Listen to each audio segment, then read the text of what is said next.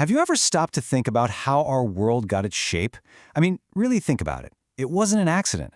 For thousands of years, huge empires rose and fell, and in the process, they basically wrote the code for our modern world, everything from our laws to the languages we speak.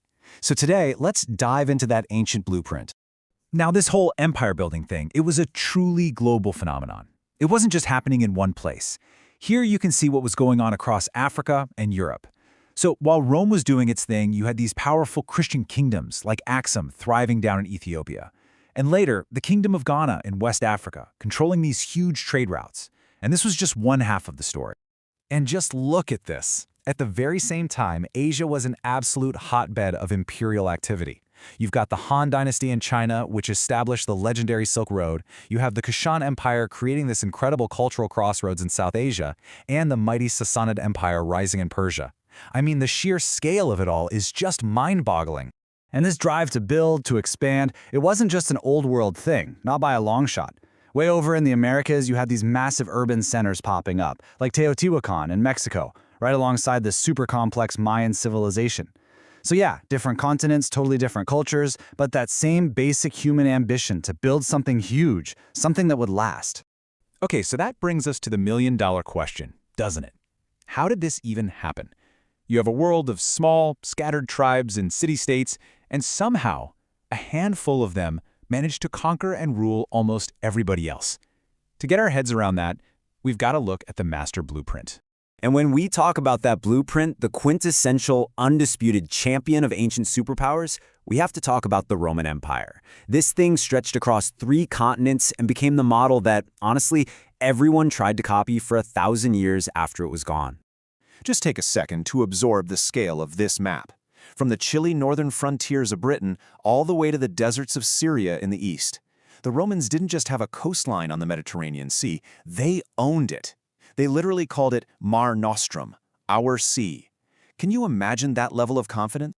And get this, at its absolute peak in the 2nd century, this empire ruled over 60 million people. To put that in perspective, that's more than the entire population of modern-day Italy.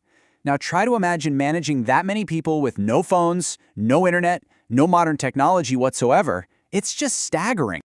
So what was their secret sauce? How did they pull it off? Well, the Roman machine had a few key parts. First, a professional, paid army that was loyal to the state, not just some random warlord. Then, they carved up their territory into provinces to make it easier to tax and control everyone. They used cities as hubs to rule the countryside, where all the food came from. Huge trade networks were like the arteries of the empire, pumping goods and money everywhere. And finally, tying it all together, was a common system of law that applied to a citizen whether they were in Scotland or Egypt. This quote from the physician Galen really gives you a raw, on-the-ground feel for how that system worked. See, the cities were the glittering heart of the empire, but they only survived by pumping resources out of the countryside. So at its core, the empire was this incredibly efficient machine for extracting wealth and food. And here's that economic engine in action. This isn't just an old shipwreck, folks. This is basically an ancient Roman Amazon delivery. These big clay jars, called amphorae, were stuffed with things like Spanish olive oil and shipped all over the known world. This was a seriously sophisticated and interconnected economy. But, as you know, these stories never last forever. After centuries of growth and relative peace, the 3rd century hit, and the whole Roman system was pushed to its breaking point. This was a crisis so intense, it would change absolutely everything. Okay, let's break down this absolute chaos. A tough new enemy, the Sasanians, pops up in the east. At the same time, Germanic tribes are relentlessly hammering the northern borders, and internally, total meltdown. Armies started just declaring their own generals as emperor. The result was 25 different emperors in just 49 years. That's not a stable government, that's a revolving door of disaster. You know, the Roman Forum. This place was once the beating heart of the known world, the absolute center of power. Seeing it in ruins like this, it's a powerful symbol for what was happening all over the empire. The center just couldn't hold anymore. It was being torn apart from the inside out. But here's the thing about history. The end of one story is always the start of a new one. As the Roman world started to crumble, new powers were waiting in the wings, ready to completely redraw the map of the world.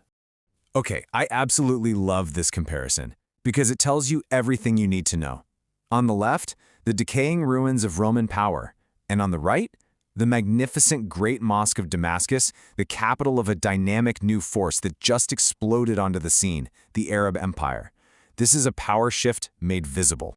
And the speed of this change was just breathtaking. In a single decade, just 10 years, the Arab conquests shattered two of the world's oldest and most powerful empires. This wasn't some slow, gradual decline. It was a lightning-fast revolution that changed the course of history in what felt like the blink of an eye.